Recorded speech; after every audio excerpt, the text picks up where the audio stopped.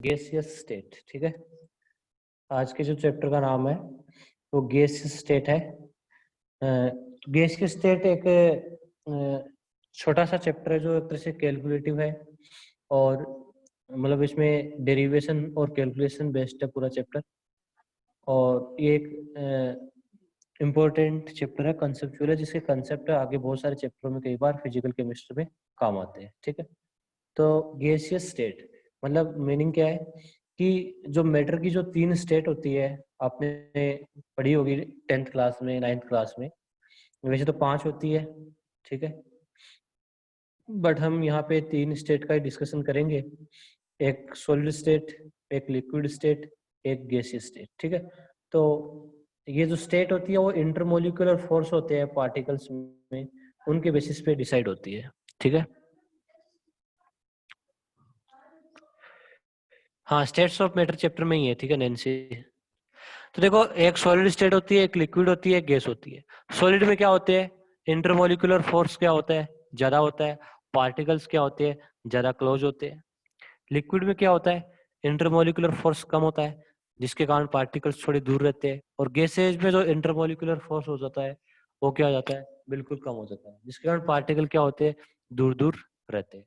तो gaseous state में हम क्या करेंगे, जो गैसेज है उनके करेक्टरिस्टिक के बारे में, उन पर जो लॉ अप्लाई होते हैं उनके बारे में, ठीक है, इन सब के बारे में हम बात करेंगे। ठीक है, तो गैसियस स्टेट में हम इस चैप्टर को 2 पार्ट में करेंगे, एक आइडियल गैस के फॉर्म में, एक रियल गैसेस के फॉर्म में। देखो आइडियल गैसेस वो होती है जो गैस लॉ को फॉलो करती है ना। हम कुछ गैस लॉज पढ़ेंगे, जैसे चार्ल्स लॉ है, बॉयल लॉ है। ठीक है, ठीक है, आइडियल गैस क्या होती है, जो गैस लॉ को फॉलो करेगी। रियल गैस या नॉन आइडियल क्या होती है, जो गैस लॉ को फॉलो नहीं करती पूरी तरह से। ठीक है, एक्चुअली में कोई गैस आइडियल नहीं होती, सारी रियल ही होती है ना। तो सबसे पहले हम आइडियल कंडीशन लेके चलते हैं। ठीक है, जैसे मान लो मैं आपके स्टूडेंट्स की बात करूं, तो आपके लिए आइडियल कंडीशन क्या है, आप टाइम पे काम करो, टाइम पे पढ़ो। ठीक है, ये सब आइडियल कंडीशन है ना। अब ऐसा तो है नहीं आपको मैंने जो टाइम टेबल बना के दिया उसको आप पूरी तरह से फॉलो कर पाते हो। ठीक है, उसमें डेविएशन होता रहता है। ठीक है, तो रियल केसेस क्या होती है, जो गैस गैस लॉ को पूरी तरह से फॉलो नहीं करती है ना, जो उनसे डेविएट होती है, वो रियल गैसेज होती है। ठीक है, तो फिलहाल हम अभी आइडियल और रियल गैस की बाद में बात करेंगे, है ना। यहाँ पे हम सबसे पहले कुछ डेफिनेशंस है, ठीक है, वो कुछ देखेंगे यहाँ पे। सबसे पहले बात करते हैं गैस। ठीक है, गैस की क्या डेफिनेशन होती है, हम गैस को कैसे डिफाइन करते हैं। ठीक है, गैस की क्या डेफिनेशन होती है इसकी बात करते हैं। तो गैसेज क्या होती है, कलेक्शन ऑफ एटम्स और molecules whose speeds depend on temperature। मतलब गैस क्या है, एक तरह से एक कंटेनर में आप कुछ एटम्स को आप कलेक्ट कर लो, कुछ मॉलिक्यूल्स को आप कलेक्ट कर लो, और उनकी जो स्पीड होती है वो टेम्परेचर पे डिपेंड करती है, वो क्या होती है, गैस होती है। मतलब स्पीड है वो टेम्परेचर पे क्यों डिपेंड करती है, देखो जैसे मान लो आपने किसी कंटेनर में गैस भर ली, ठीक है, और फिर आपने हीट किया उसको, टेम्परेचर बढ़ाया, तो टेम्परेचर बढ़ाने से क्या होगा, जो गैस के पार्टिकल्स है उनकी जो काइनेटिक एनर्जी है वो क्या हो जाती है, बढ़ जाती है। ठीक है, तो वो ज्यादा फास्ट मूव करेंगे इधर उधर। ठीक है, उसके कारण उनकी स्पीड क्या हो रही है, एक तरह से बढ़ रही है ना। तो गैस के पार्टिकल होते हैं, उनकी जो स्पीड होती है वो टेम्परेचर पे डिपेंड करती है। ठीक है, टेम्परेचर बढ़ाने से क्या होता है, काइनेटिक एनर्जी क्या हो जाती है, बढ़ जाती है। ठीक है, तो स्पीड भी क्या हो जाएगी, उससे बढ़ जाएगी। पीरियोडिक टेबल में टोटल 11 गैसेज होती है ना। हम कुल मिला के 118 तक यदि एलिमेंट की बात करें, 118 एलिमेंट माने पीरियोडिक टेबल में, तो टोटल 11 गैस होती है जो रूम टेम्परेचर पे गैस फॉर्म में रहती है। ठीक है, जैसे हाइड्रोजन होगी एक, ठीक है, फर्स्ट ग्रुप में आती है, नाइट्रोजन 15 ग्रुप में, ऑक्सीजन 16 में, है ना, फ्लोरीन और क्लोरीन 17 ग्रुप में आती है। इसके अलावा जो नोबल गैसेज होती है वो भी पूरी तरह से गैस होती है, जैसे हीलियम है, नियोन है, ऑर्गन है, क्रिप्टॉन है, जीनन है, रेडॉन होता है। ठीक है, तो ये 11 गैसेज है जो पीरियोडिक टेबल में प्रेजेंट है। ठीक है, कोई डाउट इसमें?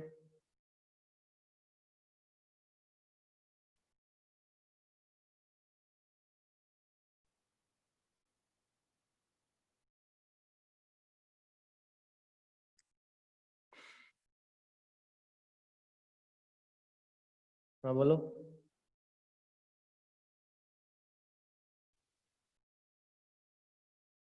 यस। सर ये जो नियोन और आर्गन है, ये सॉलिड स्टेट में भी होते हैं या फिर सिर्फ गैसियस ही होते हैं? देखो वैसे तो किसी भी तुम एलिमेंट को हम सॉलिड गैस तीनों फेज में ऑब्टेन कर सकते हैं, टेम्परेचर पे डिपेंड करता है। रूम टेम्परेचर की बात कर रहे हैं, जैसे रूम टेम्परेचर मतलब हम जिस टेम्परेचर पे रहते हैं उस टेम्परेचर पे किस फॉर्म में रहते हैं, उस टेम्परेचर पे ये गैस फॉर्म में रहते हैं, ठीक है। वैसे तो तुम है ना हाइड्रोजन को भी सॉलिड फॉर्म में ले जा सकती हो, ठीक है, लिक्विड में भी ले जा सकती हो, ठीक है, वो तो अलग बात है, ठीक है। रूम टेम्परेचर पर जिस पोजिशन पे रहते हैं, जिस स्टेट में रहते हैं, ठीक है, उनकी बात कर रहे हैं, ठीक है। रूम टेम्परेचर पे जो नोबल गैसेज होती है वो गैसियस फॉर्म में होती है, ठीक है।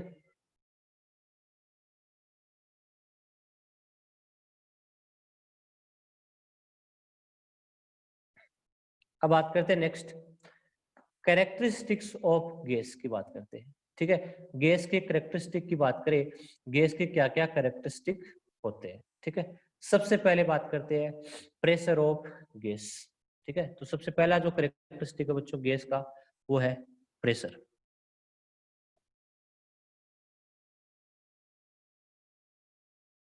प्रेशर, ठीक है, जिसको हम पी से डिनोट कर सकते हैं, ठीक है। अब आपसे पूछे कि प्रेशर का क्या मीनिंग है, बोलो, कोई बताएगा गैस का प्रेशर क्या होता है? आपसे पूछे गैस का प्रेशर की बात करें तो प्रेशर क्या है एक्चुअली में?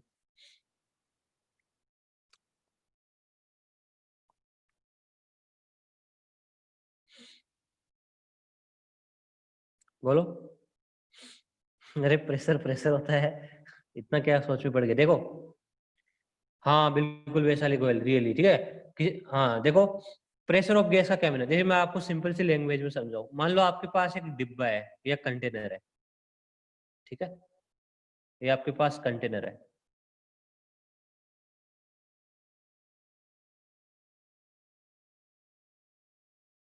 ठीक है। इसमें आपने गैस भर ली, ठीक है, गैस के पार्टिकल्स आएंगे, वो पूरा स्पेस ऑक्यूपाई कर लेंगे कि नहीं कर लेंगे, ठीक है।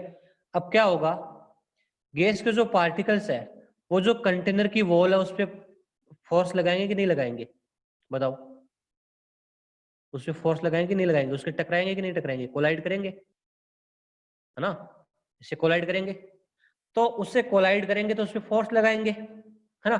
और फोर्स पर यूनिट एरिया, मतलब यूनिट एरिया पे जो प्रेशर लगता है, यूनिट एरिया पे जो फोर्स लगता है वो क्या होता है, प्रेशर होता है। प्रेशर क्या होता है, फोर्स अपॉन एरिया, है ना।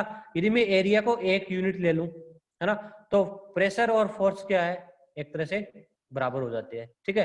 जैसे आपने बलून है ना, बिल्कुल सही बोल रहा हूँ, बलून में आप हवा भरते हो गुब्बारे में, तो आप जितनी हवा भरोगे उतना ही वो फूलता जाएगा। वो क्यों फूलता जाएगा, बिकॉज जो आपने जो हवा भरी है उसके अंदर, ठीक है, वो जैसे जैसे बलून की जो वाल होती है उसके ऊपर जैसे जैसे फोर्स लगाएगी, ठीक है, तो प्रेशर बढ़ेगा, प्रेशर बढ़ेगा तो गुब्बारा क्या होगा, फूलेगा, ठीक है। सिंपल सा एग्जांपल है, गुब्बारे में आप जब हवा भरोगे तो ज्यादा हवा भरोगे तो क्या होगा, प्रेशर इंक्रीज होगा और गुब्बारा क्या हो जाएगा, फूल जाएगा, ठीक है। तो प्रेशर को हम कैसे डिफाइन करते हैं मैथमेटिकली, फोर्स अपॉन एरिया, ठीक है, बिल्कुल। तो प्रेशर ऑफ गैस क्या है एक्चुअली में, ठीक है। Pressure of gas is due to the continuous collision of gas molecule with the wall of the container. जो कंटेनर की वॉल है उसके साथ क्या करेंगे, वो कंटिन्यूसली कोलाइड करेंगे, ठीक है, उससे टकराएंगे, ठीक है। और उनकी टकराने से, उनकी जो कोलिजन से क्या होगा, प्रेशर प्रोड्यूस होगा, ठीक है। अब बताओ यदि मैं टेम्परेचर बढ़ाऊंगा, इस कंटेनर में हीट करूं इसको, टेम्परेचर बढ़ाऊंगा तो जो मॉलिक्यूल्स है पहले तो ऐसे भाग रहे थे इधर उधर, अब वो ज्यादा दूर दूर भागेंगे आपस में, ज्यादा मतलब रेंडमनेस क्या हो जाएगी, बढ़ जाएगी, ठीक है। जैसे मान लो सिंपल सी चीज है, यदि हम किसी कंटेनर में गैस भर लें, ठीक है, उसके बाद हीट करेंगे, है ना, हीट करेंगे तो क्या होगा, काइनेटिक एनर्जी क्या हो जाती है, बढ़ जाती है, ठीक है। एक्चुअली मैंने आपको एक फॉर्मूला पहले ही बताया था, गैस के जो मॉलिक्यूल होती है उनकी जो काइनेटिक एनर्जी होती है वो होती है 3/2 kT। क्या होती है, 3/2 kT,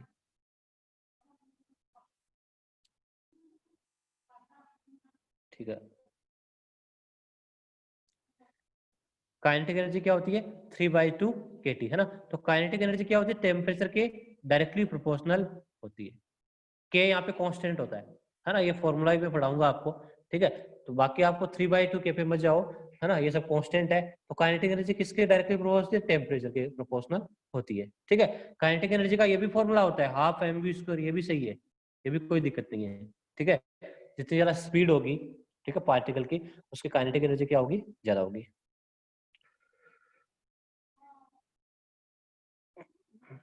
हाँ जी, तो देखो काइनेटिक एनर्जी है वो टेम्परेचर के डायरेक्टली प्रोपोर्शनल होती है, ठीक है। टेम्परेचर बढ़ने से क्या होगा, जो गैस के पार्टिकल्स है ना, उनकी काइनेटिक एनर्जी क्या हो जाएगी बढ़ जाएगी, और प्रेशर भी क्या हो जाएगा बढ़ जाएगा, ठीक है।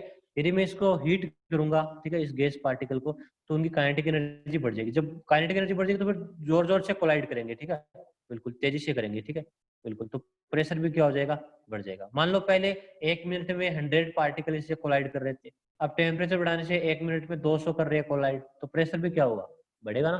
तो सीधी सीधी बात है। अब मुझे प्रेशर की यूनिट बतानी है, बताओ एसआई यूनिट क्या होती है प्रेशर की। एसआई यूनिट, हम यूनिट्स की बात करेंगे, तो अलग अलग यूनिट्स की बात करेंगे। प्रेशर की एसआई यूनिट बताओ।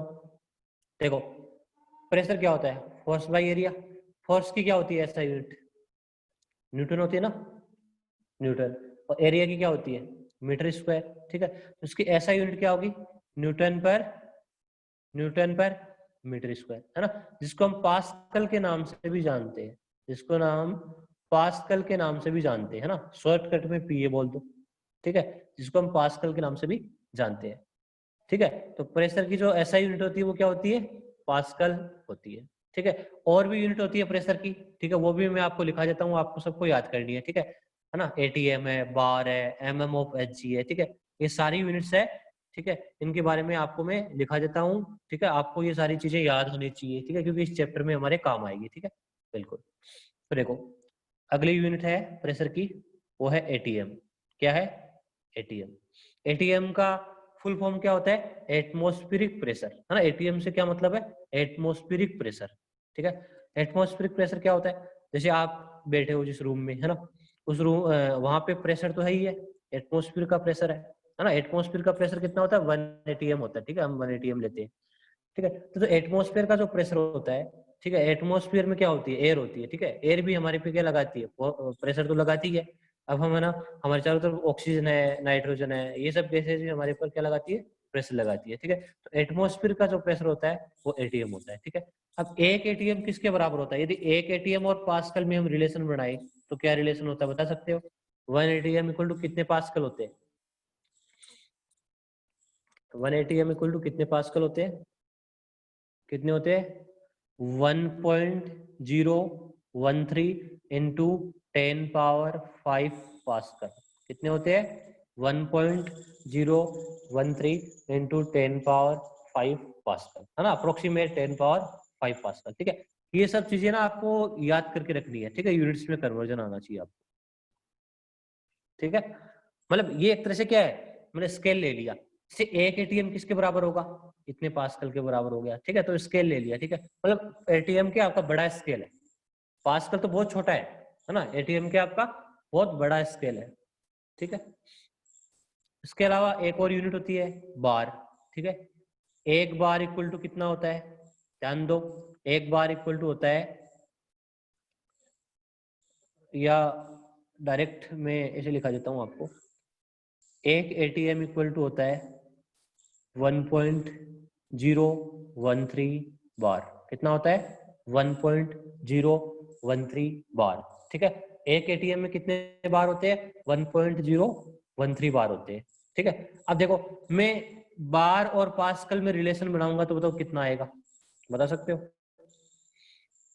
एक एटीएम इक्वल टू कितना होता है इतना पास्कल, और एक एटीएम इक्वल टू इतना बार है, बताओ एक बार है वो कितने एटीएम के बराबर होगा 10⁵ के बराबर होगा। सीधी सीधी बात है, कैसे बनाएंगे देखो, एक बार, ठीक है, ये इसके डिवाइड में आ जाएगा, एक बार इक्वल टू कितना हो जाएगा 1.013 एटीएम हो जाएगा यहाँ से, ठीक है। अब पास्कल में बदलना है इसको, तो बताओ एक एटीएम में कितने पास्कल होते हैं, ये ऊपर गिवन आपको कितने 1.0 13 इंटू 10 पावर 5 पास्कल। ठीक है, इससे ये कैंसिल हो जाएगा, कितना आंसर आ जाएगा 10 पावर 5 पास्कल। तो एक बार किसके बराबर होता है 10 पावर 5 पास्कल के बराबर होता है। और एक एटीएम किसके बराबर होता है 1.013 बार। बताओ एटीएम बड़ी यूनिट है या बार बड़ी यूनिट है, बताओ कौन सी बड़ी यूनिट लगती है आपको? एटीएम बड़ी यूनिट है या बार है या पास्कल बड़ी है? एटीएम बड़ी है। ठीक है, ये सब चीजें भी आपको आनी चाहिए। देखो बार कैसे बड़ी है, देखो एक एटीएम में कितने बार है, ये एक से बड़ा है ना, दिस इज द एक से बड़ी नंबर है। ठीक है, तो एटीएम क्या है सबसे बड़ी यूनिट है ना। एक एटीएम में इतने बार है, मतलब एक से ज्यादा है ये, है ना। वैसे तो अप्रोक्सीमेट एक के बराबर है, बट एक से ज्यादा है ना कुछ पॉइंट्स पे। तो एटीएम सबसे बड़ी यूनिट है। उसके बाद पास्कल क्या है, छोटी यूनिट है। ठीक है, पास्कल क्या है, छोटी यूनिट है। तो ये तो होगी बार की बात, है ना। उसके बाद एक और यूनिट आती है एमएम। एमएम का मतलब मिलीमीटर, है ना। MM of Hg, MM of Hg, इसका मतलब क्या है मिलीमीटर ऑफ एचजी। एचजी क्या है, मरकरी को बोलते हैं हम। ठीक है, मरकरी को क्या बोलते हैं, एचजी। ठीक है, यदि हम मरकरी मैनोमीटर से यदि प्रेशर का डिटरमाइनेशन करें तो वहां पे आपका ये स्केल काम आता है। ठीक है, एमएम ऑफ एचजी। ठीक है, और कई बार है ना सेंटीमीटर ऑफ एचजी भी काम में लिया जाता है, सेंटीमीटर ऑफ एचजी। ठीक है, अब क्या रिलेशन होता है एक एटीएम और एमएम ऑफ एचजी में? एक एटीएम इक्वल टू क्या होता है, एक एटीएम इक्वल टू कितना होता है 760 मिलीमीटर ऑफ एचजी। कितना होता है 760 मिलीमीटर ऑफ एचजी। ठीक है, एचजी भी वैसे छोटी यूनिट है ना, बट इतनी भी छोटी नहीं है, पास्कल से तो बड़ी है खैर। तो एक एटीएम किसके बराबर होता है 760 mm ऑफ एचजी। बताओ सेंटीमीटर में कितना आएगा, आंसर दो। यदि मैं इसको सेंटीमीटर mm एचजी में, सेंटीमीटर ऑफ एचजी में चेंज करूं तो कितना आएगा 76 आ जाएगा ना, 76 सेंटीमीटर ऑफ एचजी। क्यों आया, क्योंकि एक सेंटीमीटर कितना होता है 10 mm होता है। कितना होता है 10 mm, है ना। तो ये 76 आ गया। ठीक है, तो कुल मिला के एक और यूनिट काम में आती है। ठीक है, टोर। क्या आती है, टोर, TORR, टोर। तो टोर है वो क्या है, वो भी है ना MMHG की तरह है। एक एटीएम इक्वल टू कितना होता है 760 टोर। ठीक है, मतलब आपका जो मिलीमीटर ऑफ एचजी और जो टोर है वो दोनों बराबर होते हैं। ठीक है, एक एटीएम किसके बराबर होता है 760 टोर के। तो आपको मैंने जो यूनिट्स पढ़ाई है उनमें से जो ज्यादा यूज होती है उनको मैं समराइज कर रहा हूँ। ठीक है ना, कौन सी ज्यादा यूज होगी देखो, एक बार देख लो। एक एटीएम इक्वल टू होता है 1.013 इंटू 10 पावर 5 पास्कल। एक तो ये रिलेशन आपको पता होना चाहिए। एक बार में कितना होता है, एक एटीएम इक्वल टू कितना बार होता है 1.013 बार। और मिलीमीटर ऑफ एचजी में कितना होता है एक एटीएम 760 होता है। और टोर में कितना होता है 760 होता है। ठीक है, तो ये सब जो आपका जो मैंने डब्बा बनाया हुआ है, ठीक है, जिसको अंडरलाइन किया हुआ है, वो आपको इस चैप्टर में बहुत सारी काम आएगी, है बहुत जगह काम आएगी न्यूमेरिकल्स को सोल्व करने के लिए। ठीक है, तो again I am summarising, 1 ATM equal to होता है 1.013 इंटू 10 पावर 5 पास्कल, और बार में होता है 1.013 बार। ठीक है, MMHG में 760, टोर में भी 760। ठीक है, तो ये प्रेशर के बारे में पढ़ाया था मैंने, और प्रेशर की जो यूनिट्स होती है उनके बारे में आपको पढ़ाया। ठीक है, बिल्कुल। इसमें कोई डाउट या आगे चले वॉल्यूम पढ़े? प्रेशर में कोई डाउट है आपको, गैस का प्रेशर क्या है? हाँ जी, हाँ पूनम, पूनम आवाज आ रही है?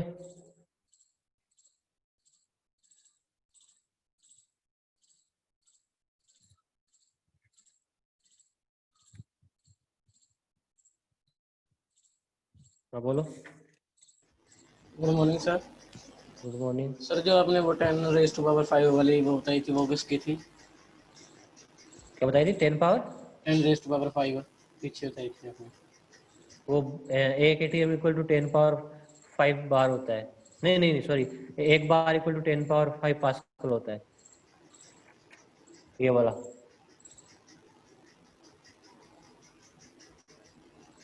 एक बार इक्वल टू 10 पावर 5 पास्कल होता है ना, कन्वर्जन बताया था एक बार। Okay sir. तो ये सब चीजें ना आप जैसे जैसे न्यूमेरिकल करोगे तो जगह जगह आप यूज करोगे। ठीक है, देखो टोर वाला एक ही चीज है, ठीक है, टोर वाले में कुछ नया नहीं है ना। देखो एक एटीएम इक्वल टू कितना होता है 760 एमएमएचजी होता है ना, तो एक एटीएम इक्वल टू 760 टोर होता है। ठीक है, एक ही चीज है, पर टोर और एमएमएचजी एक ही चीज है ना, कोई अलग नहीं है। ठीक है, सेम चीज है, नथिंग इज डिफरेंट। नेक्स्ट बात करते हैं हम तीसरा कैरेक्टरिस्टिक गैस का। ठीक है, वो क्या है, गैस का वॉल्यूम। ठीक है, हम वॉल्यूम की बात करेंगे। एक मिनट,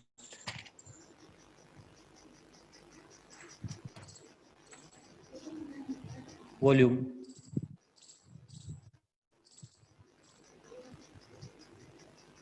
ठीक है, जिसको हम वी से डिनोट करें, मानो वॉल्यूम क्या है। ठीक है, गैस का वॉल्यूम क्या होता है? क्या गैस का कोई वॉल्यूम फिक्स होता है? टेल में, गैस का वॉल्यूम होगा कोई फिक्स? नहीं होगा। ठीक है, मतलब गैस का कोई वॉल्यूम फिक्स नहीं होता, मतलब गैस को जिस कंटेनर में आप डालते हो ना, वो उसी का ही शेप ले लेता है। ठीक है ना, तो शेप फिक्स होती है। ठीक है,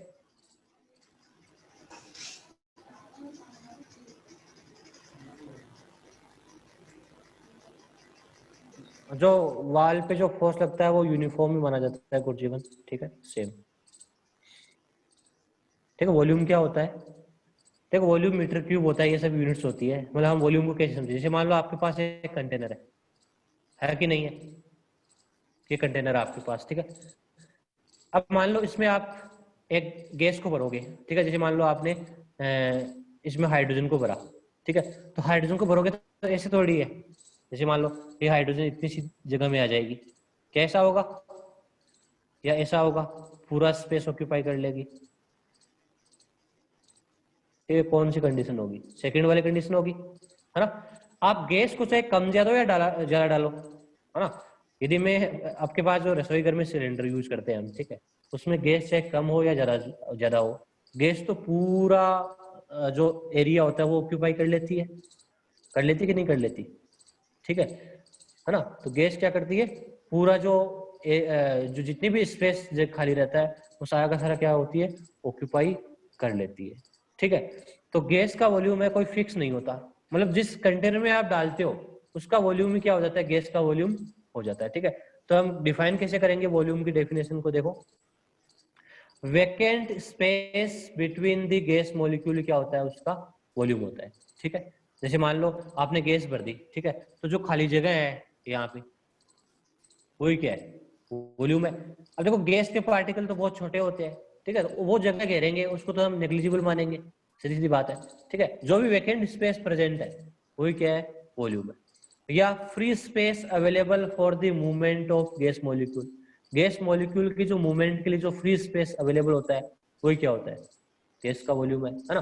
जैसे मान लो आप जिस कंटेनर में लोगे, ठीक है, वो पूरे कंटेनर का वॉल्यूम है, वही गैस का क्या हो जाएगा, वॉल्यूम हो जाएगा। ठीक है, एक gas have no definite volume, एक गैस का कोई डेफिनेट वॉल्यूम नहीं होता। It occupies the complete space of the vessel in which it is filled, मतलब जिस विसल में आप गैस भरते हो, ठीक है, चाहे आप किसी भी विसल में गैस भरो, ठीक है, वो पूरी विसल का जो वॉल्यूम होता है उसको ऑक्यूपाई कर लेती है, जितना भी जो एरिया होता है उस पूरी को क्या कर लेगी, ऑक्यूपाई कर लेगी। ठीक है, तो जो विसल का वॉल्यूम होगा वही क्या होगा, गैस का वॉल्यूम हो जाएगा। ठीक है, दिस इज द कॉन्सेप्ट। ठीक है, तो गैस का कोई, गैस खुद का कोई वॉल्यूम नहीं होता गैस का। ठीक है, जिस विसल में इसको भरा जाता है उसका वॉल्यूम ये क्या कर लेती है, ऑक्यूपाई कर लेती है। ठीक है, यदि मान लो आपके पास एक सिलेंडर है, उसमें आप गैस कम भरोगे तो भी वो उतनी जगह में ऑक्यूपाई हो जाएगी, और ज्यादा भरोगे तो भी वो उतनी जगह में ऑक्यूपाई हो जाएगी। होगा क्या, यदि आप ज्यादा गैस भरोगे तो प्रेशर बढ़ जाएगा, सीधी सीधी बात है। जैसे मान लो आपके पास एक कंटेनर है, उसमें आपने 1 लाख मॉलिक्यूल भर दिए गैस के, ठीक है, और अब आपने 2 लाख भर दिए उसमें, तो प्रेशर क्या होगा, जैसे जैसे पार्टिकल के नंबर बढ़ेंगे प्रेशर क्या हो जाएगा, बढ़ जाएगा। ठीक है, तो विसल का जो वॉल्यूम होगा वही गैस का क्या होगा, वॉल्यूम होगा।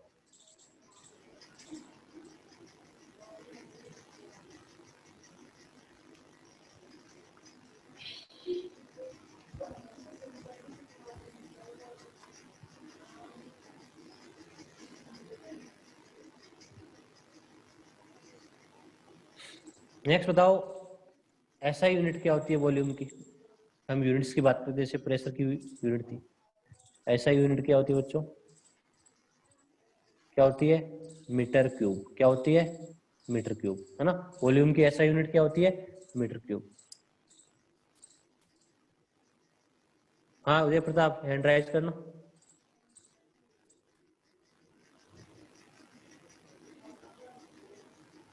हाँ बोलो।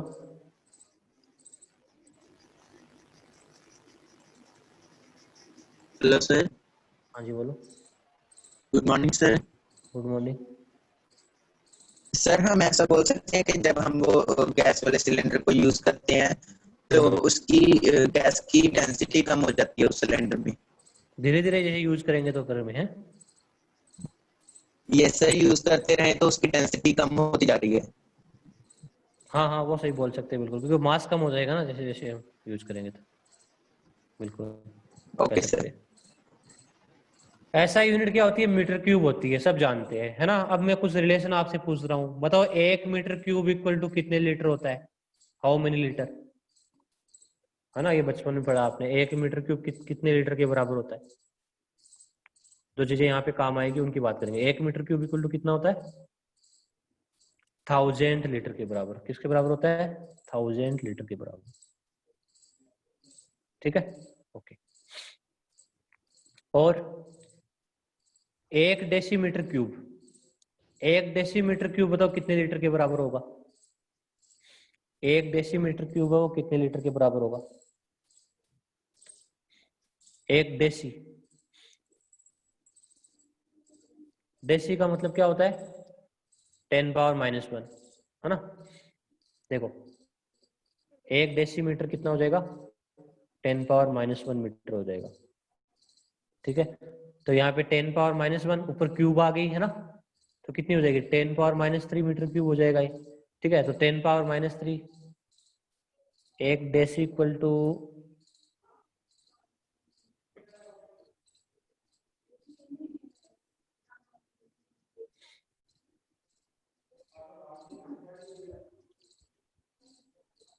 What is the limit in that 1 metre cube we can fill? हाँ लिमिट होती होगी ना। लिमिट की देख बात ऐसी है, जैसे गैस है जी, मान ले तेरे पास 1 मीटर क्यूब वॉल्यूम है, ठीक है, उसमें है ना, तो कम गैस भरेगा वो भी ऑक्यूपाई हो जाएगी, ज्यादा भरेगा वो भी ऑक्यूपाई हो जाएगी। ठीक है, फिलहाल प्रेशर बढ़ जाएगा। ठीक है, एक लिमिट होती है ना, ऐसे भी नहीं है कि है ना हम भरते ही जाए भरते ही जाए। ठीक है, यदि ज्यादा भरेंगे तो आपका फूट जाएगा। ठीक है, जो भी कंटेनर है ना। तो ये हमेशा ध्यान रखा जाता है कि प्रेशर इतना ज्यादा नहीं बढ़ना चाहिए जिसकी वजह से कंटेनर भी फूट जाए। ठीक है, हाँ गैस की नेचर पे भी डिपेंड करेगा। एक डेसीमीटर क्यूब इक्वल टू होता है 1 लीटर के बराबर। ठीक है, 1 डेसीमीटर क्यूब किसके बराबर होता है? 1 लीटर के बराबर होता है। ठीक है, 1 डेसीमीटर क्यूब किसके बराबर होता है? 1 लीटर के बराबर होगा। ठीक है, और 1 लीटर किसके बराबर होता है? 1000 ml के बराबर, 1000 ml के बराबर। और 1 लीटर 1000 सेंटीमीटर क्यूब के भी बराबर होता है ना। ml और सेंटीमीटर क्यूब दोनों बराबर होते हैं। ठीक है, ये ध्यान रखना। 1 ml इक्वल टू होता है 1 सेंटीमीटर क्यूब। ठीक है, इसका हमेशा ध्यान रखना। ठीक है, 1 डेसीमीटर क्यूब 1 लीटर के बराबर होता है, और 1 लीटर है वो 1000 ml के बराबर होता है ना। और 1 लीटर क्यूब वो 1000 सेंटीमीटर क्यूब के भी बराबर होता है।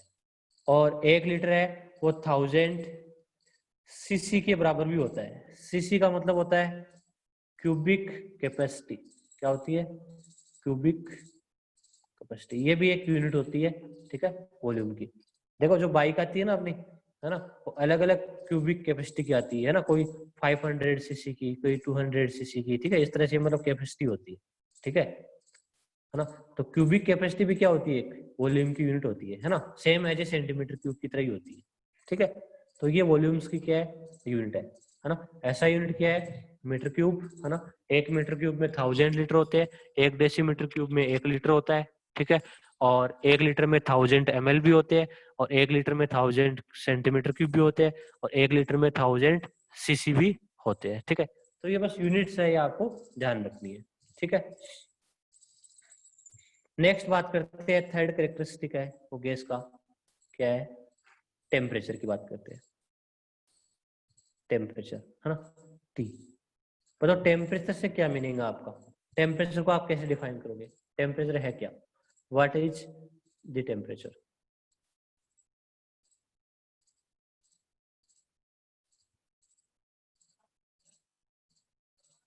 टेम्परेचर क्या है, टेम्परेचर कुछ नहीं है, ऐसे ही कुछ है, गरम गरम। हाँ, गैस का टेम्परेचर बोल दो या किसी चीज का टेम्परेचर बोल दो। ठीक है, टेम्परेचर का मतलब क्या है, सेल्सियस है, टेम्परेचर का मतलब क्या है, केल्विन है। देखो जैसे मान लो आप जिस रूम में बैठे हो, है ना, जहां से क्लास ले रहे हो, वो रूम कितना हॉट है, कितना कोल्ड है। ठीक है, उन सब की जो मेजरमेंट होता है ना, जो डिग्री ऑफ हॉटनेस होती है, जो डिग्री ऑफ हॉटनेस होती है या जो डिग्री ऑफ कोल्डनेस होती है, वो क्या होता है, टेम्परेचर होता है। टेम्परेचर को हम कैसे डिफाइन करेंगे, degree of hotness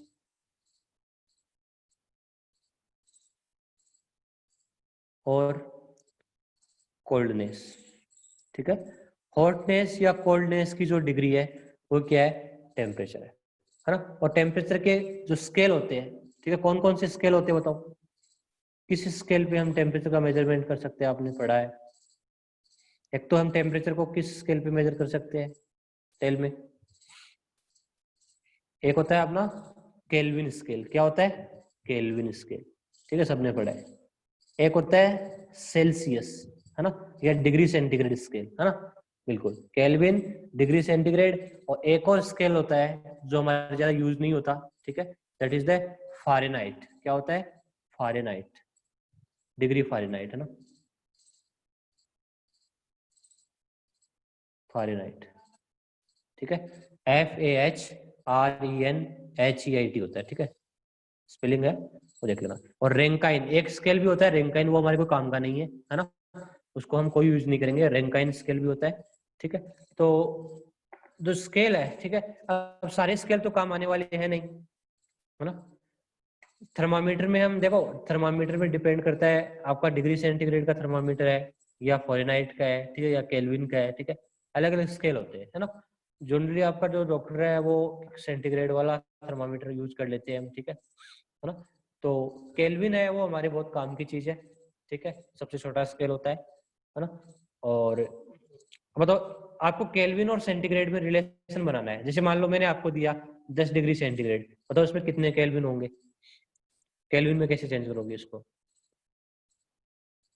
10 degree centigrade में कितने केल्विन हो सकेंगे, 283, है ना। केल्विन में कैसे चेंज करते हैं, इतना सारा आ गया, ये थोड़ी होता है। देखो, यदि आपको केल्विन टेम्परेचर निकालना है बच्चों, तो आपको क्या करना पड़ेगा, जो डिग्री सेंटीग्रेड टेम्परेचर है, ठीक है, उसमें कितना ऐड करोगे आप, 273.15, कितना ऐड करोगे, 273.15, है ना। देखो 15 बार बार आपको 0.5 15 आप कैलकुलेशन में परेशान करेगा, तो आप इसको हटा दो। ठीक है, हम कैलकुलेशन पर्पज के लिए क्या करेंगे, 273 ऐड कर देंगे। ठीक है, तो 10 डिग्री है हमारे पास, तो उसमें केल्विन कितने हो जाएंगे, 10 प्लस 273 कितने हो जाएंगे, 373 हो जाएंगे। ठीक है, तो हम केल्विन को किस में चेंज कर सकते हैं, है ना, सेंटीग्रेड में, और सेंटीग्रेड को हम किस में चेंज कर सकते हैं, केल्विन में। ठीक है, जैसे एक क्वेश्चन पूछो छोटा सा, आपके पास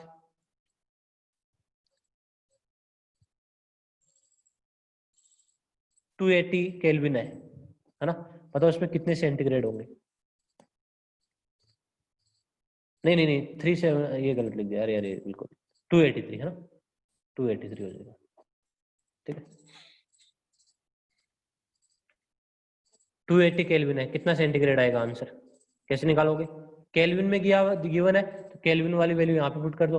ठीक है, तो सेंटीग्रेड वाले निकाल ही लेंगे, कितना केल्विन है, 280 इक्वल टू सेंटीग्रेड, है ना, प्लस 273, तो 273 माइनस कर दो, कितना आएगा 7 आ जाएगा ना। इस तरह से हम क्या कर सकते हैं, एक स्केल को दूसरे स्केल में चेंज कर सकते हैं। ठीक है ना, हमारे पास ये स्केल ही काम आने वाला है। ठीक है, बिल्कुल ध्यान रहिए, ज्यादातर हम केल्विन को, टेम्परेचर को हम केल्विन में ही लेंगे। ठीक है, तो ये आपको सारा ये रिलेशन याद होना चाहिए सारों को। ठीक है, जब भी सेंटीग्रेड में गिवन हो और केल्विन में चेंज करना है तो 273 ऐड कर दो। जब आपको सेंटीग्रेड में गिवन हो, मतलब जब आपको केल्विन में गिवन हो और डिग्री सेंटीग्रेड में चेंज करना है तो माइनस कर देना 273। ठीक है, इस तरह से इंटरचेंज कर लेंगे। एक फ़ारेनहाइट वाला भी रिलेशन देख लो, वो ज्यादा कोई काम नहीं आता हमारे पास, है ना। टेम्परेचर आपको फ़ारेनहाइट में निकालना है और आपको डिग्री सेंटीग्रेड में गिवन है। ठीक है, तो आप कैसे निकालोगे, जो डिग्री सेंटीग्रेड है उसको 9/5 से मल्टीप्लाई कर दो। ठीक है, और प्लस कितने ऐड कर दो, 32। कितने ऐड कर दो, 32। ठीक है, तो आपका फ़ारेनहाइट में आंसर आ जाएगा। ठीक है, ये रिलेशन आप ध्यान रखिए। फ़ारेनहाइट में कैसे चेंज करेंगे, डिग्री सेंटीग्रेड को 9/5 से मल्टीप्लाई कर दो और प्लस 32 ऐड कर दो। ठीक है, ये सब बेसिक चीज है ना, जो आपको आनी चाहिए। नेक्स्ट बात करते हैं, जो गैस की कैरेक्टरिस्टिक है वो है amount of gas. Amount of gas, बताओ गैस की अमाउंट से क्या मतलब है आपका।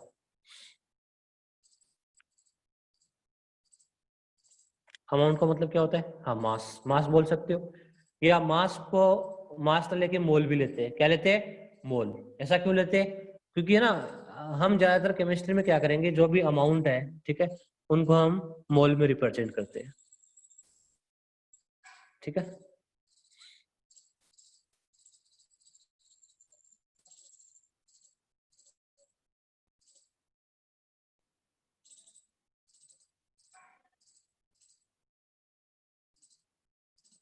अरे उदय प्रताप, 273 केल्विन है वो 0 डिग्री सेंटीग्रेड के बराबर है, और 1 डिग्री केल्विन किसके बराबर होगा, 1 डिग्री के माइनस कर लेना 273। ठीक है, माइनस करते ही -272 डिग्री सेंटीग्रेड के बराबर होगा। अमाउंट ऑफ गैस को किससे रिप्रेजेंट करते हैं हम, मोल से। ठीक है, मोल। तो मोल कैसे निकालते हैं बताओ, यदि आपको गैस का मास दे दिया जाए तो बताओ मोल कैसे निकालोगे, how to find out mole. अभी आप पढ़ भी रहे हो, ठीक है, आपको कराया भी था पिछली बार। ठीक है, आप शाम को कोई क्लास लगाते हैं, है ना। हाँ बताओ, मोल को कैसे निकालोगे आप, यदि आपको मास गिवन है तो मोल कैसे निकालोगे। देखो, नंबर ऑफ मोल कैसे निकालते हैं, weight divided by molar mass, weight divided by molar mass, है ना। मास बोल दो या वेट बोल दो। ठीक है, जैसे वेट को मैं लिख दूं W से और मोलर मास को कैपिटल M से, है ना। ये भी मोल निकालने का फॉर्मूला है। ठीक है, एक तरीका तो ये हुआ। अब आपको मैंने बोल दिया नंबर ऑफ पार्टिकल गिवन आपको, है ना, गैस के, तो आप मोल कैसे निकालोगे। ठीक है, जैसे आपको n पार्टिकल दे दिए मैंने, अब मोल कैसे निकालोगे आप, किससे डिवाइड करोगे बताओ।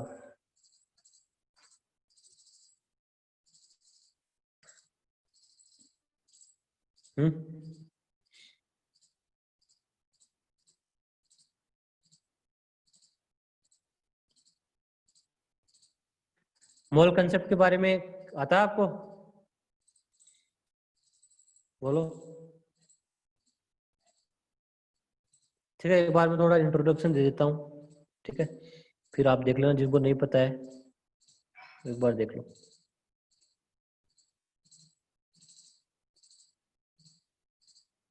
ठीक है, देखो मोल कैसे निकालते हैं, है ना। मोल निकालने का, मोल होता क्या है ना।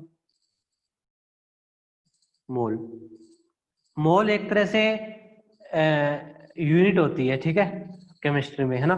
जैसे मान लो आपको पता है किसी एलिमेंट में बहुत सारे पार्टिकल होते हैं, बहुत ज्यादा पार्टिकल। ठीक है, तो ऐसे पार्टिकल को हम एक पर्टिकुलर एक छोटा सा नाम दे दे। ठीक है ना। जैसे मान लो आपके पास 12 बुक्स है ना, और 12 बुक्स को हम एक छोटा नाम दे सकते हैं, 1 डजन दे सकते हैं। ठीक है, वैसे ही मोल की बात करें, मान लो आपके पास इतने पार्टिकल है 6.023 या 22 × 10⁻23 है, ये पार्टिकल्स आपके पास। ठीक है, तो इतने पार्टिकल को हम क्या नाम दे देते हैं, 1 मोल नाम दे देते हैं। ठीक है, मतलब इतना जो बड़ा नंबर है उसको 1 मोल नाम दे देंगे। ठीक है, तो 1 मोल में कितने पार्टिकल होते हैं, इतने होते हैं। ठीक है, तो मोल निकालने के अलग अलग फॉर्मूला आ जाए। जब भी आपको पार्टिकल गिवन हो, है ना, n पार्टिकल देती है, ठीक है, तो आप मोल निकालने के लिए क्या यूज करोगे, उसको एवोगैड्रो नंबर से डिवाइड करोगे, है ना। Na क्या होता है, एवोगैड्रो नंबर। Na क्या होता है, 6.023 इंटू 10 पावर 23, है ना। इसको एवोगैड्रो नंबर के नाम से भी जाना जाता है, एवोगैड्रो नंबर। ठीक है, एवोगैड्रो नंबर, है ना। अब देखो 1 मोल में आपको पता है Na पार्टिकल होते हैं या 6.023 इंटू 10 पावर 23 होते हैं, तो आपको नंबर ऑफ पार्टिकल दे दिए और आपको मोल निकालना है, तो आप किससे डिवाइड करोगे, Na से डिवाइड करोगे ना, एवोगैड्रो नंबर से डिवाइड करोगे। ठीक है, तो ये भी एक तरह से मोल निकालने का फॉर्मूला है। ठीक है,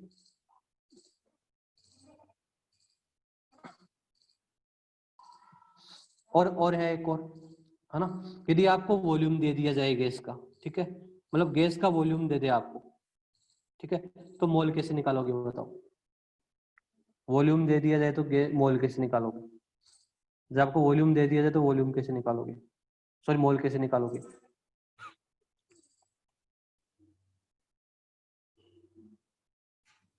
देखो वॉल्यूम किसी गैस का जो मोलर मास होता है ना, ठीक है, जो मोलर वॉल्यूम होता है ना गैस का, मोलर वॉल्यूम, मोलर वॉल्यूम मतलब जो मोलर मास के बराबर हो, वो होता है 22.4 लीटर।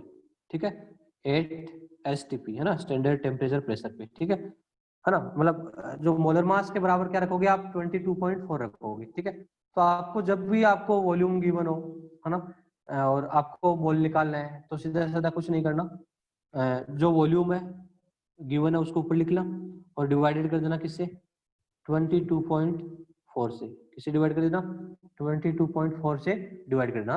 और वॉल्यूम क्या होना चाहिए आपका, लीटर में होना चाहिए, यूनिट्स क्या होनी चाहिए, लीटर में होनी चाहिए। ठीक है, ये ध्यान रखना आपको। ठीक है, यूनिट क्या होनी चाहिए, लीटर में होनी चाहिए। ठीक है, ध्यान रखना है, यदि लीटर में नहीं है तो आप चेंज कर दो। ठीक है, तो ये मोल निकालने के क्या है, फॉर्मूलाज है जिनसे आप मोल निकाल सकते हो।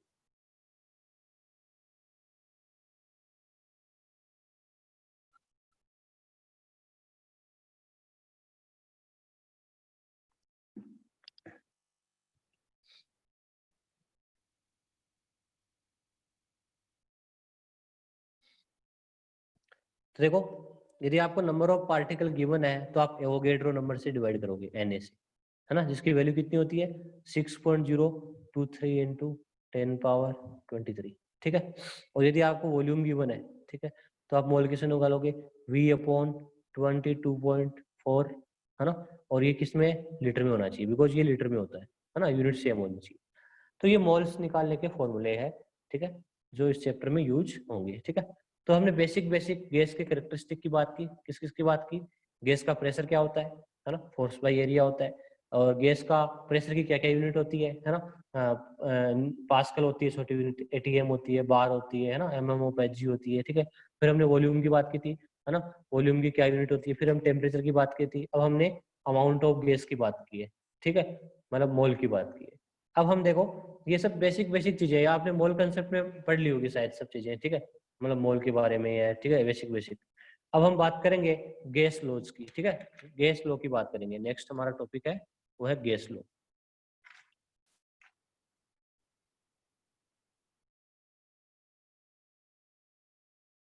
गैस लॉ, देखो गैस लॉ पढ़ाने से पहले मैं आपको ना कुछ बेसिक चीजें ना बताता हूँ। ठीक है, सारे स्टूडेंट ध्यान देना। ठीक है ना, जो अजय थोड़ी मैथमेटिक्स की चीजें यूज होती है इस चैप्टर में। ठीक है, पहले आपको मैं अजय बता देता हूँ। देखो ठीक है, सारे स्टूडेंट रिस्पॉन्स भी देना यदि मैं जो चीज पूछूं। जैसे सपोज करो y है वो x के डायरेक्टली प्रोपोर्शनल है। मैंने बोल दिया कि y है वो x के डायरेक्टली प्रोपोर्शनल है। डायरेक्टली प्रोपोर्शनल का मतलब क्या होता है, जैसे आप y को बढ़ाओगे तो x भी क्या होगा, बढ़ेगा। ठीक है, जैसे आप y को कम करोगे x भी क्या होगा, कम होगा। ठीक है, ये चीज है डायरेक्टली प्रोपोर्शनल का मतलब, है ना। और यदि मैं प्रोपोर्शनलिटी को हटा दूं तो कोई कांस्टेंट के आ जाता है, तो y इक्वल टू क्या है, kx है। ठीक है, तो मुझे ये बताओ, जब भी कोई चीज प्रोपोर्शनल होती है उसका हम ग्राफ बनाते हैं, तो वो ग्राफ कैसा आता है, ठीक है, बताओ। जैसे मान लो y है वो प्रोपोर्शनल है x के, तो मैं y और x में ग्राफ बनाऊंगा तो ग्राफ कैसा आएगा, y और x में ग्राफ बनाऊं तो कैसा आएगा, ठीक है, कैसा आएगा, कैसा लगेगा आपको नेचर में, कर्व टाइप का आएगा या स्ट्रेट लाइन टाइप का आएगा या पैराबोला टाइप का आएगा, ठीक है ना। अलग अलग रेक्टेंगुलर हाइपरबोला होता है, ठीक है, अलग अलग आपके ग्राफ होते हैं। कैसा आता है, स्ट्रेट लाइन आता है, ठीक है, कैसा आएगा, स्ट्रेट लाइन आएगा, बिल्कुल, ठीक है ना, ऐसे कोई लाइन आएगी,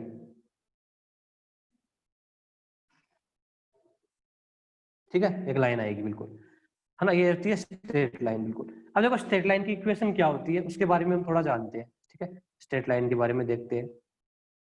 देखो जैसे मान लो स्ट्रेट लाइन की जो इक्वेशन होती है, स्टैंडर्ड इक्वेशन होती है, वो इक्वलिटी होती है y equal to mx plus C. क्या होती है, y equal to mx plus C, ठीक है ना। तो देखो इसमें मीनिंग क्या है, y का मतलब क्या है, y कोऑर्डिनेट, x का मतलब क्या है, x कोऑर्डिनेट, है ना। m का मतलब क्या होता है, स्मॉल m का बताओ, क्या आप जानते हो इसके बारे में, स्लोप होती है, क्या होती है, स्लोप होती है, ठीक है, मेडिकल के बच्चे नहीं जानते, नॉन मेडिकल वालों को पता है ना। तो ये m क्या होती है, स्लोप होती है, ठीक है। c क्या होता है, c क्या होता है, इंटरसेप्ट, क्या होता है, इंटरसेप्ट, ठीक है, बिल्कुल। अब कोई बताएगा स्लोप का मीनिंग क्या होता है, स्लोप बोलते हैं हम, स्लोप का क्या मीनिंग है, एनीवन हैंड राइज करके बताना, स्लोप का क्या मीनिंग होता है, स्लोप किसको बोलते हैं हम,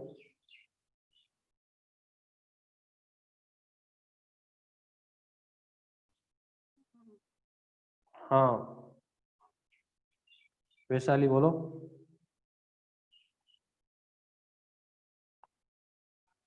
स्लोप का मतलब पता है, एनीवन, सर tan थीटा को बोलते हैं। टेन थीटा, थीटा कौन सा, थीटा कौन सा लेंगे, जो एक्स एक्सिस के पॉजिटिव एक्स एक्सिस के एंटी क्लॉकवाइज आएगा। अच्छा ठीक है, देखो बेसिकली क्या है, हम जैसे मान लो मैंने एक लाइन ली, ठीक है, सपोज करो एक लाइन है y equal to x plus 3 है ना, y equal to x plus 3। अब आपको पूछा इसका ग्राफ कैसा बनेगा, ठीक है, होगी तो स्ट्रेट लाइन ही ना, कैसे होगी स्ट्रेट लाइन, देखो ये मैच कर रही है ना, y इक्वल टू किसके बराबर है, mx प्लस सी के बराबर है ना, x आपका क्या है, ये ही है ना। बताओ इसमें m की वैल्यू कितनी है, इस लाइन में m की वैल्यू कितनी है, m1 है कि नहीं है, m1 है, और c कितना है यहाँ पे, 3 है, c कितना है, 3 है, ठीक है। तो बेसिकली देखते हैं इस लाइन को बनाएंगे कैसे, ठीक है, वो देखो आप, y इक्वल टू क्या थी, x प्लस 3 थी, तो आपको इस तरह से ड्रा कर लो कोऑर्डिनेट एक्सिस, इस साइड में y है, इस साइड में x है, ठीक है। सबसे पहले ये देखो कि लाइन है वो कहां से पास करेगी, क्या ओरिजिन से पास करेगी, है ना। सबसे पहले आपको देखना कि लाइन कहां से पास करेगी, ठीक है। ऐसा देखने के लिए आप क्या करोगे बच्चों, आप x की वैल्यू 0 पुट कर दो, x की वैल्यू 0 पुट करोगे तो y की वैल्यू कितनी आएगी बताओ, 3 आएगी, है ना। तो आपका 0,3 कहाँ पे होगा, यहाँ पे होगा कहीं पे, ठीक है, ये पॉइंट होगा आपका 0,3 होगा, ठीक है। इसका मतलब लाइन है वो ओरिजिन से तो नहीं जाएगी, ओरिजिन से कब जाती, जब आप x की वैल्यू पुट करते तो y की वैल्यू भी क्या होती, 0 होती, ठीक है। अरे दोबारा बता रहा हूँ, ठीक है, y equal to x plus 3, ठीक है। जैसे मैंने बोला इस लाइन को आप बनाओगे कैसे, देखो ये लाइन कहाँ से पास करेगी, देखो मैं पूछ रहा हूँ ये ऐसे बनेगी या ऐसे बनेगी, ये ऐसे बनेगी, ये सारी स्ट्रेट लाइन है ना, और इसमें से कौन सा आंसर आएगा, ठीक है, ये आपसे पूछ रहा हूँ, ठीक है। तो कैसे बताओगे? देखो, जब भी स्ट्रेट लाइन को हम ड्रॉ करते हैं तो आपको क्या करना पड़ेगा, ठीक है, मैं स्टेप बाय स्टेप बताता हूँ, ठीक है। आप देखो, सबसे पहले आपको कोऑर्डिनेट एक्सिस बना लो, ऐसे बना लिया, गुरुजीवन, ये y हो गया, ये x हो गया, ठीक है। अब ये देखो कहाँ से पास करेगी, ये इधर से पास करेगी, इधर से, ऐसा कैसे पता चलेगा? आप x की वैल्यू क्या कर दो, 0 पुट कर दो, क्या कर दो, x की वैल्यू 0 पुट कर दो। तो यहाँ पे x की वैल्यू 0 पुट करोगे इसमें, तो y की वैल्यू कितनी आएगी बताओ? 0 + 3 कितनी आई? 3 आई ना। y की वैल्यू कितनी आई? 3 आई, ठीक है। अब ध्यान दो, y की वैल्यू 3 कहाँ पे होगी, है ना? y की वैल्यू 3 कहाँ पे होगी? यहाँ पे थोड़ी होगी, यहाँ पे तो x, ये तो x वाली लाइन है, ये तो x की लाइन है ना, तो y की वैल्यू क्या होगी? इस पे होगी ना। तो y यहाँ पे 3 होगा मान लो, ठीक है, यहाँ पे से 1 2 3 ये 3 होगा ना, है ना। तो इस पॉइंट पे क्या होगा? y की वैल्यू कितनी है? 3, x की वैल्यू कितनी है? 0। y एक्सिस पे x की वैल्यू कितनी होती है? 0 होती है, ठीक है। y के ऊपर y एक्सिस पे x क्या होता है? हमेशा 0, है ना। और y की वैल्यू यहाँ पे कितनी है आप देख सकते हो? 3 है। यदि आप x की वैल्यू 0 पुट करोगे तो y की वैल्यू कितनी आएगी? 3 आएगी, ठीक है। तो ये लाइन कैसे बनेगी, ठीक है, ये लाइन इस तरह से बनेगी, देखो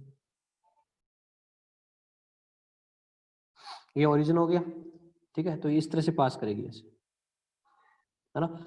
ये जो पॉइंट है ना, ये कितना है, इसके कोऑर्डिनेट कितने हैं?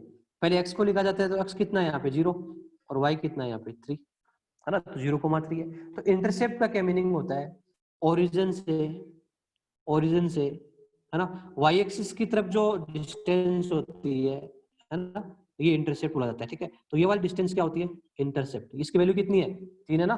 ये वाला जो डिस्प्लेसमेंट है, ये जो डिस्टेंस है कितनी है? 3 है ना। इसको बोलते हैं हम इंटरसेप्ट। क्या बोलते हैं? इंटरसेप्ट, है ना। दिस इज द इंटरसेप्ट, है ना। अब आपसे पूछिए स्लोप क्या होती है? ध्यान दो, स्लोप क्या होती है?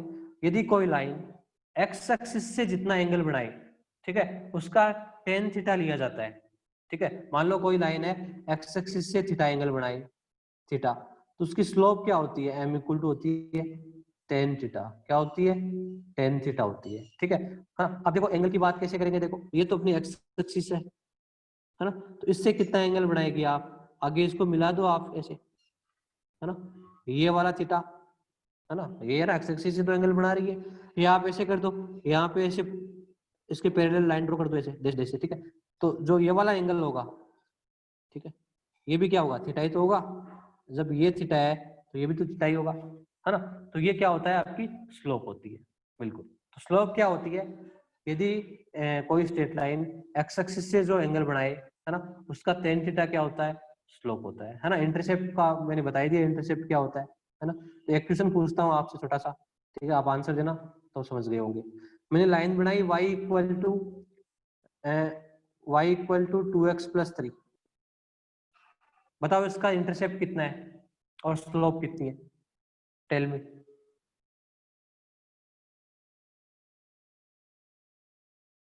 स्लोप कितनी है? मैच करा लो ना। y =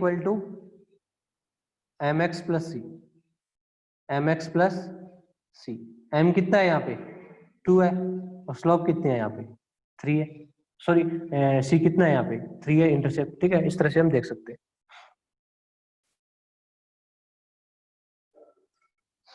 मैंने लिखा v = kt,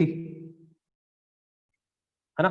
मैंने ग्राफ बनाऊं मान लो v और t में, बताओ कैसा ग्राफ आएगा? स्ट्रेट लाइन आएगा कि यहाँ पे कांस्टेंट है? बताओ, स्ट्रेट लाइन आएगा कि नहीं आएगा? वॉल्यूम है वो टेम्परेचर के डायरेक्टली प्रोपोर्शनल है, तो ग्राफ कैसा आएगा? स्ट्रेट लाइन आएगा, बिल्कुल, ठीक है। कैसा ग्राफ आएगा? स्ट्रेट लाइन ऐसे पास करेगा, बिल्कुल। यहाँ इंटरसेप्ट नहीं है यहाँ पे, है ना। यहाँ इंटरसेप्ट क्या है? 0 है ना, कोई सी की वैल्यू 0 है यहाँ पे, ठीक है। और स्लोप यहाँ पे k है, ठीक है। तो इस तरह से हम देखते हैं ना स्ट्रेट लाइन की इक्वेशन को। एक और लास्ट चीज बता देता हूँ आपको मैं, देखो यदि y है वो x के इनवर्सली प्रोपोर्शनल है, ठीक है, तब आप y और x में ग्राफ बनाते हो तो कैसा ग्राफ आता है? इनवर्सली प्रोपोर्शनल का मतलब y को बढ़ाओगे आप तो x क्या होगा? कम। x को बढ़ाओगे तो y क्या होगा? कम। जब भी इनवर्सली प्रोपोर्शनल होता है तो उसका ग्राफ होता है रेक्टेंगुलर हाइपरबोला। नाम क्या होता है? रेक्टेंगुलर हाइपरबोला, ऐसा ग्राफ आता है, ठीक है। ये याद कर लेना यार आराम से। इस तरह का ग्राफ आता है, ठीक है। जब भी इन्वर्सली प्रोपोर्शनल हो तो इस तरह का ग्राफ आएगा, ठीक है। तो एक मैंने मैथमेटिक्स की बातें की आपके साथ, है ना, जो इस चैप्टर में क्या होगी, यूज होगी, ठीक है, शुरू में जब हम ग्राफ बनाएंगे तब, ठीक है। बाकी की चीजें हम कल डिस्कस करेंगे। नोट्स में आपको